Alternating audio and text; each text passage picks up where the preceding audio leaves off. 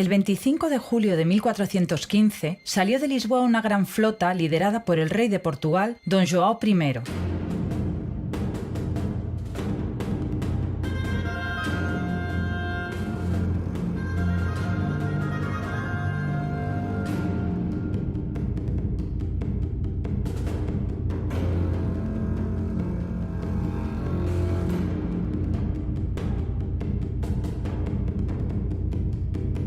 El 21 de agosto, este monarca conquistaba la ciudad de Ceuta, alterando sustancialmente las relaciones entre la península ibérica y el norte de África, dando inicio así a la expansión europea en el mundo. Pero 1415 fue un año decisivo también en la historia de estas dos ciudades, Lisboa y Ceuta.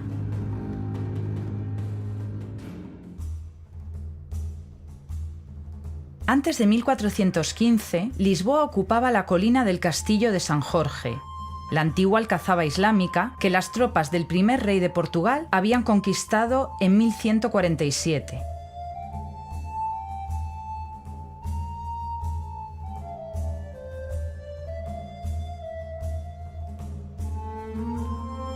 El caserío, protegido por la muralla tardorromana, se extendía por la ladera, con calles laberínticas heredadas de la antigua Medina islámica Al-Usbuna, alcanzaba una extensión que no debía superar las 16 hectáreas. Paulatinamente, la ciudad desbordó ese recinto, creándose diversos arrabales. Primero, surgió la mourería, habitada por los musulmanes que quedaron en Lisboa. Después se pobló la Baixa, un área siempre ligada al artesanado y al comercio marítimo. Entre 1373 y 1375, la ciudad fue nuevamente amurallada. Ahora, la línea de defensa incluía las colinas dominadas por los complejos monásticos, principales elementos ordenadores del espacio urbano. En estos momentos, la ciudad alcanzaba cerca de 103 hectáreas. En los siglos XII y XIII, Ceuta se convirtió en una próspera ciudad, centro del comercio entre el Mediterráneo y el norte de África Occidental. En el momento de su máxima expansión, se extendía por un área de 200 hectáreas. La población rondaría 30.000 habitantes, cifra que pudo incluso aumentar en el siglo XIV. La Medina, donde se concentraban algunos de los edificios más importantes, ocupaba la zona más estrecha de la península ceutí. Estaba completamente cercada por una sólida muralla construida en el siglo X por los cordobeses. Surgieron pronto arrabales. El exterior, que se extendía hasta el Afrag, la ciudad construida en 1328 por los meriníes, concentraba parte de las actividades artesanales. Al este de la Medina, la población ocupó en primer lugar las zonas más bajas de la bahía norte, alcanzando después las más elevadas situadas al sur. Más allá se encontraba Jabal al-Mina, desde el que se controlaba el estrecho de Gibraltar. La expansión portuguesa aceleró extraordinariamente el crecimiento de Lisboa, sobre todo en el frente marítimo, en áreas como Cataquefarás, hoy el Cais de Sodré, donde se desarrolló una febril actividad naval, artesanal y comercial. El ímpetu urbano tuvo particular expresión en el lado occidental de la ciudad, primero en la urbanización de zonas aún intramuros, después en la ladera de Vilanova de Andrade, hoy el Barrio Alto. Así, un siglo y medio después de 1415, la población lisboeta se había duplicado. Por el contrario, la Ceuta portuguesa, enclavada en territorio musulmán, redujo su tamaño radicalmente. Los arrabales sufrieron un progresivo abandono, siendo utilizados como huertas y pastos destinados a atender las necesidades de la población. Esto provocó el lento enterramiento de las estructuras islámicas, que por ese motivo se conservan excepcionalmente. Los portugueses se establecerán en la antigua Medina, un espacio de apenas 8 hectáreas, pero fácil de defender, con una población de 2.000 a 2.500 hombres.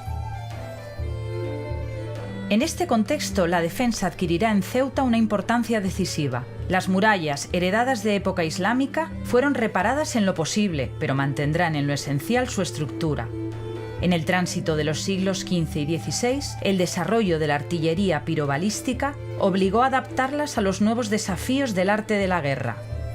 Especialmente notables fueron las obras llevadas a cabo en el frente occidental, el más expuesto a los ataques. En la década de 1540 se levantaron las murallas reales, potentes cortinas flanqueadas por 2 baluartes y protegidas por un foso navegable.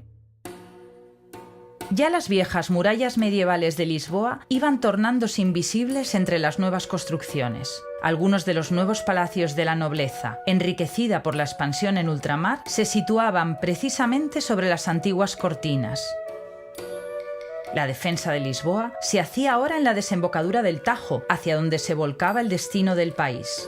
A una primera línea, formada por las torres de Caparica y de Belén, y en la más lejana posición de Cascais, fortificaciones que sirven de transición entre la guerra medieval y moderna, le seguía una segunda línea basada en las fortalezas abaluartadas de Sant Julián da Barra y de Sant Lourenço do Bugio, herederas de las innovaciones técnicas ensayadas antes en Ceuta. Un fenómeno común a las dos ciudades fue el de la implantación de una nueva concepción urbanística, muy influenciada por los conceptos estéticos y funcionales del Renacimiento italiano. El deseo de monumentalización del espacio público dio origen a nuevas plazas, marcadas por edificios del poder de gran esplendor arquitectónico. En Lisboa destaca el Terreiro do Paço, espacio conquistado al mar, donde se levantó una nueva residencia real en los primeros años del siglo XVI, el Palacio da Ribeira. El nuevo palacio incluía en sus dependencias los organismos logísticos y de control de la expansión marítima. La escenografía urbana era complementada por la Misericordia, hermandad creada años antes en el marco de la renovación de la asistencia social en Portugal. Otra plaza principal era el Rocío, donde se erigió en la misma época el imponente Hospital Real de Todos los Santos, al lado del convento medieval de Santo Domingo. También encuadrado en los nuevos conceptos asistenciales, fue una verdadera escuela médica en el cuadro de la expansión portuguesa. En Ceuta se aplicaron conceptos semejantes con la apertura de una gran plaza, hoy llamada África, a cuyo alrededor se disponían los principales poderes de la ciudad, como aún hoy ocurre. De un lado, el Palacio del Gobernador, inscrito en el perímetro de la antigua Alcazaba islámica. Al sur, la Catedral, antigua Mezquita Mayor, y el Convento de Santiago de los Padres Franciscanos, que integró la antigua Madrasa Al-Yarida de Ceuta. Al norte, la iglesia de Nuestra Señora de África, que alberga la imagen enviada por el infante don Enrique, que todavía sujeta en sus manos el áleo, símbolo del arrojo del primer capitán portugués, don Pedro de Meneses, que aceptó comandar la ciudad con medios muy precarios para hacer frente a enormes desafíos. Otra tendencia común a ambas ciudades está relacionada con el intento de establecer una ordenación más regular, abriéndose nuevas vías de comunicación en tejidos urbanos preexistentes. En Lisboa destaca la Rúa Nova dos Mercadores y la Rúa Nova del Rei, la primera paralela al frente marítimo, la segunda uniendo las dos plazas principales, el Terreiro do Paço y el Rocío. Se detecta en estos nuevos ejes de comunicación una preocupación por la fluidez de la circulación, eliminándose balcones, antepechos y polletes, así como un nuevo espíritu higienista, plasmado en sus pavimentos empedrados y en la introducción de sistemas de canalización de residuos. En Ceuta, la información disponible es más escasa, aunque estas tendencias parecen estar presentes. El sistema viario tenía como eje principal la Rúa Direita, la actual calle Jaudenes, complementada por calles paralelas y perpendiculares que componían manzanas relativamente regulares. A las nuevas formas urbanas corresponden nuevas costumbres, gracias también a las vías abiertas por el comercio oceánico. La arqueología testimonia, por ejemplo, los cambios en las redes de abastecimiento cerámico tras 1415. Lisboa, que recibirá productos originarios principalmente de Flandes, de Inglaterra, de Bretaña o del sudoeste francés, vio en el siglo XV intensificarse sus lazos con el sur peninsular, además de con el noroeste italiano o con la cuenca del Rin, surgiendo en el siglo XVI las porcelanas chinas, símbolo de esta economía planetaria. Ceuta en el siglo XIV vería llegar a su puerto objetos de diversos puntos del mundo islámico, especialmente del reino nazarí de Granada, con los que mantenía intensas relaciones comerciales. Tras 1415, pasó a ser abastecida por la Casa de Ceuta, una institución que tenía su sede en la Ribeira Lisboeta y que tenía como principal misión garantizar su aprovisionamiento. La proximidad con Andalucía acabó por convertir esta región en el gran centro de abastecimiento de Ceuta, como prueba la arqueología. La inserción de ciudad en redes comerciales transoceánicas es testimoniada por hallazgos de objetos europeos, italianos, centroeuropeos, portugueses y asiáticos, si bien bastante minoritarios. Se identifican también producciones modeladas a mano, posiblemente de origen local, que sugieren intercambios con las poblaciones vecinas.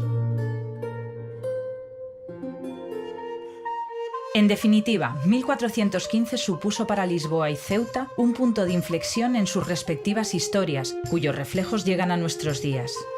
Si los caminos de la historia terminaron por separar sus destinos, la memoria de este periodo perduró durante siglos. Llegó a nuestros días en expresiones simbólicas como el hecho de compartir una misma bandera, el intercambio de topónimos en las principales arterias de ambas ciudades, la edificación de monumentos evocadores o en expresiones literarias y artísticas de diversa naturaleza. Quizás también en un destino compartido, menos concreto, pero posiblemente más profundo.